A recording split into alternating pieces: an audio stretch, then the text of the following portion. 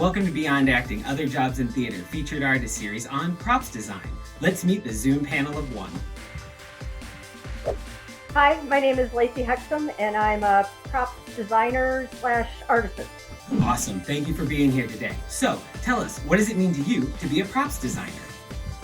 I like to describe and define a props designer artisan is that if the set designer is the architect of the world, the props person is the interior designer.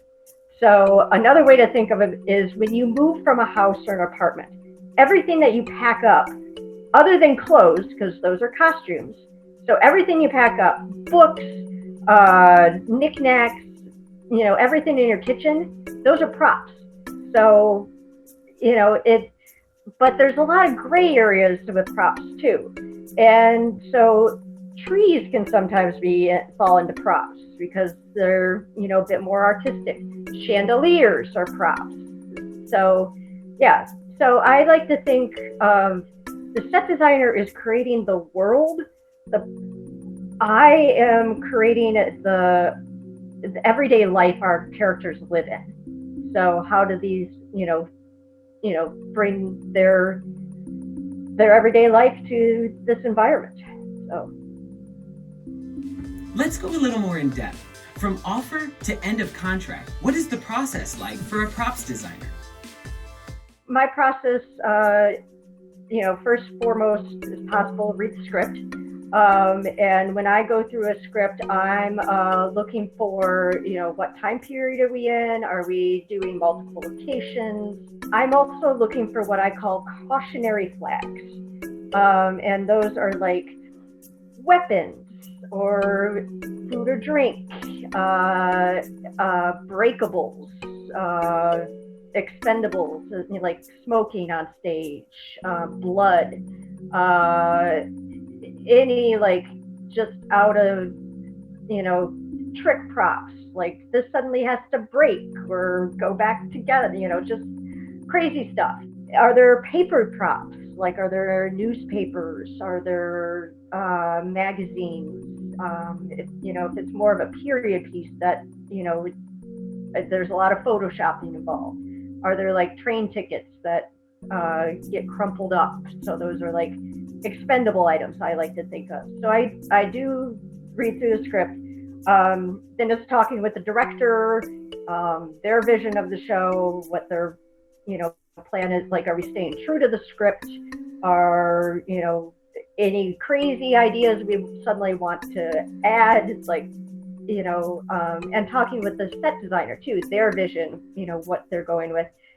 I'm typically, in the past, typically I'm brought in kind of later in the design process, like the set design process has already began. And so I'm kind of doing a little bit of catch up. It's like, all right, what's the plan? What are we going for? So after all that, it's,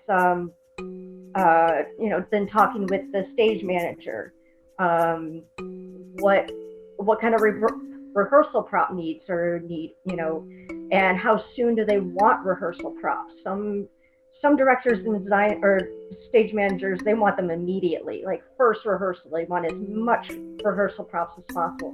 And some they don't want until after, like table reads and table work and they're on their feet. And then after that, it's starting to source, where am I pulling these things from? Because I certainly don't have a stock of props. I mean, I have, small hand props and stuff, but very minimal. So I get in contact with theaters in town that I have a connection with that have a stock. Steppenwolf, Goodman, Chicago Shakespeare, and find out what they have, when I can maybe come in and take a look, take pictures, find out the availability of those items, because sometimes an item I really love, they have earmarked for their own show. So it's like back to the drawing board.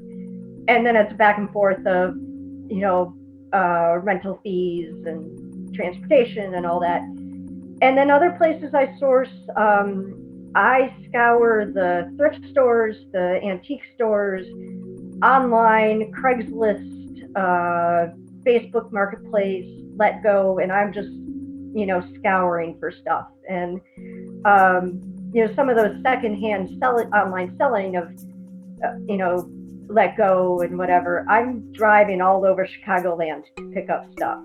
So that takes quite a bit of time.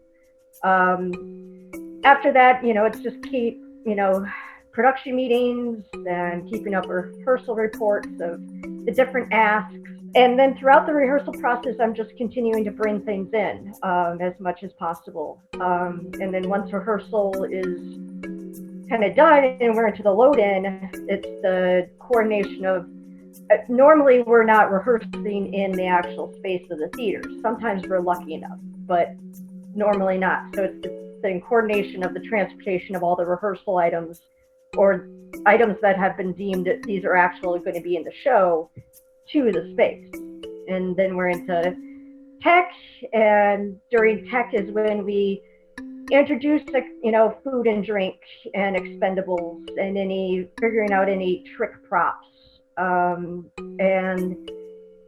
then we open, and then through the run, my job doesn't end at open. Like sometimes, but very rare, it's continuing to provide those expendables, if it's food, if it's drink, if it's more smoking, whatever, and keeping up with performance reports if anything breaks by accident or this or that needs to be maintained. And then once we close, it's strike, and so everything in reverse, like coordinating everything I've borrowed back to where it goes, borrowed or rented. And also checking with the company, it's like, well, I bought this item and I made this item for this show with your money. Do you want to keep it? Or not? Because not all theaters have a storage space, and a lot of times, like, you put in a lot of work, but goes in the dumpster, and that's kind of just the way of theater. And then after that, it's doing all my receipts and final budgets and all that, and that's kind of about it. So it's there's a lot involved. And what is the time frame of commitment like for a props designer? My offer normally comes in about 3 to 6 months, I'd say, has been the average. I've had as little as 6 weeks from offer to opening, and I've had as much as 10 months. So it really does vary. I don't start talking to the director maybe until rehearsal is a week or two out or whatever. I guess it all depends on when we start having production meetings, like so that varies as well. And what's your favorite part about being a props designer? I would say when that really difficult and frustrating prop that I've been working on for weeks or trying to figure out how am I going to, when it works, when it actually works.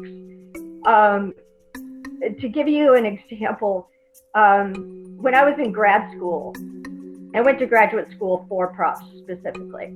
So when I was in grad school, we did a production of Hamlet. And upstage were these shadow boxes.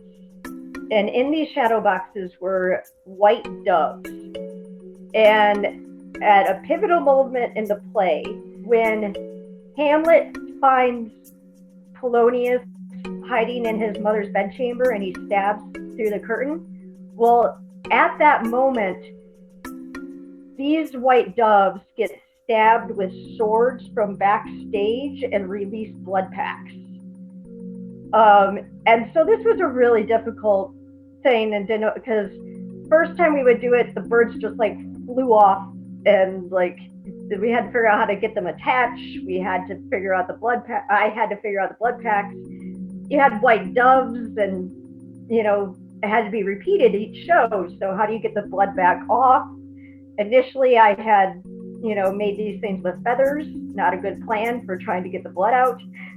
So it finally worked. We had to tweak the angle of the swords and how they got attached, and they worked.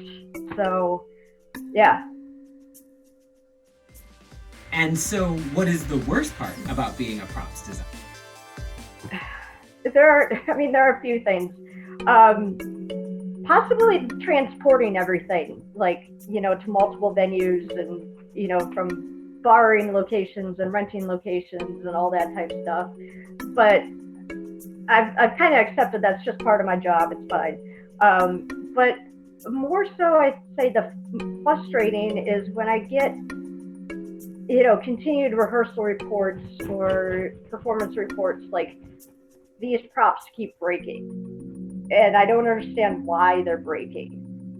And then I go to investigate, and it turns out they're using these props in ways that they weren't designed for, and they never told me in the beginning they were thinking of doing it. So another example, doing a production where they used umbrellas as swords. So they ended up, like, making contact with each other with umbrellas. And then they were also using the umbrellas as percussion instruments and, like, banging them on the stage. Well, they deteriorated because they're not meant for that. It's like, if you had told me from the beginning this is what you were thinking, we would have gone a completely different route. So, very frustrating. What are some helpful or necessary skills that make for a good props designer? Patience, definitely a lot of patience.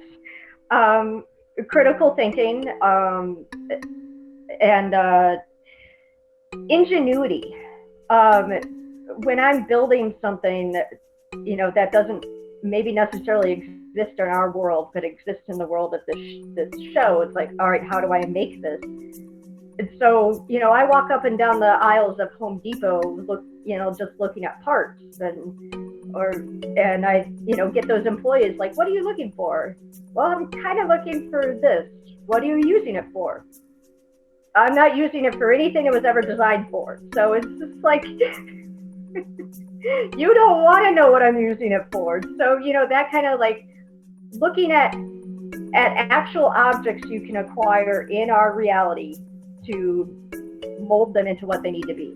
And to add, communication obviously is very critical, because, you're constantly filtering communication or information through stage managers, designers, back and forth.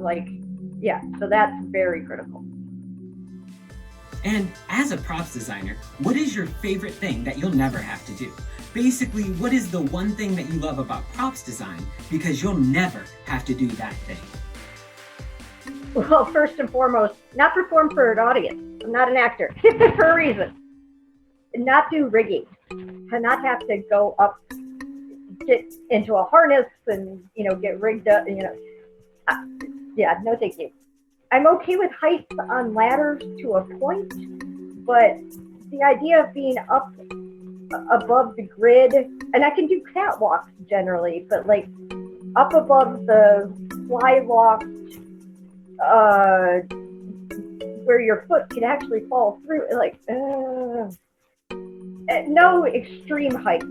It's like I've done, I did some work with, like, Local 2, like, loading in big, like, concert venues and stuff, and, like, you see the upriggers, and they're just, like, straddling the braces of the United Center or whatever, and they're just, like, I need a floor below me, not crawling out onto beams. So none of that. And secondary is not mix the soundboard, like live mics. Like, I look at all those dials and stuff, and, like, I don't understand how it more praise to the sound people, but don't give me that. And as a props designer, who is it good to be friends with and have a solid working relationship with? Well, stage manager is absolutely key. Like, all information goes through them. Like, they are the gatekeeper of the information. So yes, it's important to establish that right away, because they also, if there is food or drink or expendables, they're then, I will provide the items to them, but they're the ones to then execute it. They're also the ones like that when I need information from actors, are there allergies? Are there preferences? The stage manager helps facilitate that. Secondly, I would say the production manager, because they help resolve issues, conflicts. It's like, I'm really struggling to figure out how to make this happen, or I need more budget. Like, this is where I'm at, but they're the keeper of the money, and it doesn't happen without money. So yeah. And what if someone is interested in props design but wants to try something with slightly different skills or expectations? What might be some other jobs for them to consider? Well, it wouldn't necessarily be in the theater world. I've actually started branching out of theater exclusively. And I have really found I've loved working for companies that make museum exhibits. So, like for children's museums that are interactive or all that type, so like that is highly detailed, and, but it's also something that it's not one and done like theater. Like, these are things that have to last. So like, you have to have the quality. And so those are things I love. I would also love to build parade floats, like for Mardi Gras or the Rose Parade in Pasadena. Like that, those just seem really cool to me. So. And now on to my favorite question, especially for a props designer. But what is the coolest or weirdest deduction or exemption that you legally got to skip paying taxes on? It's hard to narrow down the list because I have had to have, I've done so many weird props, honestly. But most recent probably was a live betta fish. Yeah, so for the show, we wanted to have a live betta kind of as a mascot that the character who wasn't all there would communicate with. So he was up on the shelf and swimming around, and so yeah, and then after the show ended, one of the company members, she wasn't in the cast, one of the company members said she would adopt him. There is the joke that, you never want to work with animals or children in theater, so that's kind of the closest I've worked with animals, is that I bought a live fish. Also, kind of another funny one. I did a production of Cabaret not long ago, and the director really wanted to have a copy of Mein Kampf by Hitler, Adolf Hitler, and so there's a lot of feels there, of course. And I bought one off of Amazon for relatively cheap, whatever. And when I opened the box, it was from a secondhand seller. And so when I opened the box, I found the book, and included in the book was a little pocket version of the United States Constitution. Yeah. I don't know I still don't know what to make out of that, but yeah. My Amazon recommendations from then on were awful. Like, I had to somehow like cleanse my search, whatever. And now let's move to your personal inspiration. Who or what inspired you to be a props designer? My interest in theater goes back quite a while. I first got the bug when I was 11, 12. My family went to the community theater. We had season tickets. And I remember sitting in the audience, I don't remember what show, and I would watch the stage crew changing the set, or I would notice the people up on the catwalk walking around. Like, I want to do that. Like, how do I do that? And then one day, a ad appeared in our local paper for auditions for Annie, the musical Annie. And at the bottom of it, like, interested in backstage, we're looking for volunteers. And it's like, that's what I want to do.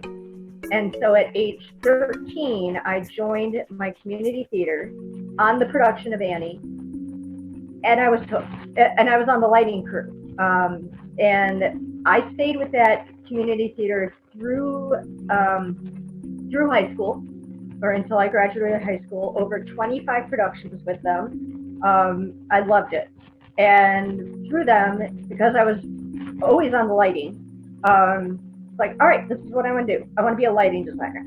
And so I went to college with the idea I want to be a lighting designer. And I designed a few shows. And I'm like, I like doing the tech of lighting more than design. It's like, I like hanging the lights, I like focusing, running the board, programming the board, love programming the board. Well, my undergrad didn't exactly give degrees for tech, like where they were more, so I started dabbling in all the different areas. Stage management, I did some sound, oddly. And then I found props, and I fell in love because props was a little bit of everything. And then I'm like, all right, this is what I want to do. And then I chose to go to graduate school for props for my master's. And I got it. I went to California Institute of the Arts. And after 3 years, my master's. And from there, I've worked all over the country. So yeah, that's what I do. For our last question, tell us about a dream project for you. This could be a show or a venue or even a different medium entirely. So what is your dream project? My long-term goal has always been, long-term goal and dream has been to teach props. Hopefully, at the college or university level. I had such great teachers, and I would love to be able to do that, or be like a prop shop supervisor at a college or university. So that's my dream. Perfect. Let's wrap up with some final thoughts. Your closing statement, please. It can be a lot of work, of course. I've kind of outlined, there's a lot that the props person does. But it's also a lot of fun, especially when you get the right group of people working together on the production, like the other, designers, like really collaborating to have your back. We're all in the trenches together trying to figure out, how are we going to do this? When it all comes together, it's so great. It also has been really rewarding to, like, when I've had the same directors and the same companies come back to me, season after season. We want you. Like, there's no one else where, we want you to design with us again. So that's really kind of been really cool. Great. Thank you for being here today, Lacie, for sharing your wisdom with us. Thank you all for watching, and we'll see you next time. Thanks all.